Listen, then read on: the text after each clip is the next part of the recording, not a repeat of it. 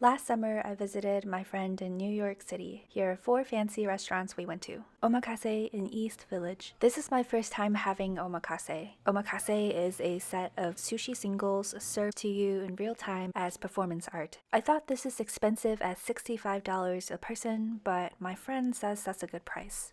The idea of raw fish scares me, yet I'm pleasantly surprised by the lack of fishiness. We savor sweet umami with hints of sea, served on the cross-section of a tree. The rice is seasoned, good enough to eat on its own. I learned that wagyu on rice counts as sushi. We each order a set, about 15 servings. There is a pause between each serving, so we get time to process the taste, the aftertaste, and build anticipation for the next one. This is an exercise in mindfulness because for $65, I am absolutely present to maximize my enjoyment. A year later, I still remember the shock of how good and fresh everything was, and the happiness of enjoying it with my friend.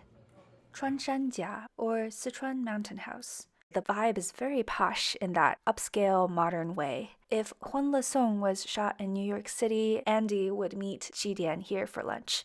Hot tea and sour cabbage to start. The cabbage is amazing. I am blown away before we get to the entrees. I tried jinsha yumi, Sichuan corn. Translated, it's literally gold sand corn. It's made by coating corn in salted egg yolk, then fried. Salty umami with crunch. This dish made me the happiest. I can replicate this recipe even after I leave New York, since corn and egg yolk are easily accessible, so I feel like I permanently leveled up in cooking skills. We also order suancai yu, Sichuan fish with pickled mustard greens, and this spicy chicken dish called 小米椒爱上小公鸡, which is very spicy, be careful. For drinks, I get a lychee cocktail, can't really taste the alcohol. My friend gets a cold, sweet sunflower tea. Korean tapas at Mokyo. We come here for the truffle dumplings.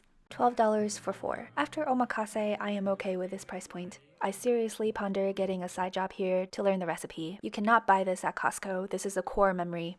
Second best on the menu is gumbo. Dessert is ice cream with vanilla pop rocks, an unexpected combination that works, like fireworks in your mouth. For some extra ambiance, we have this glowing drink with an LED inside. My coworker is in town and joins us for dinner at Uluh. I thought this is pronounced Uluh, but it's Hulu shifted by one character and still pronounced the same. The highlight is this matcha cocktail that comes in a fancy glass. I asked the waiter what's inside besides kiwi and matcha, and they say it's a secret. We get Beijing duck, ribs, squishy nochi. I like how chewy the nochi is, but omakase, Sichuan corn, and truffle dumplings set a high bar. Nonetheless, I recommend all 4 places if you ever visit New York City.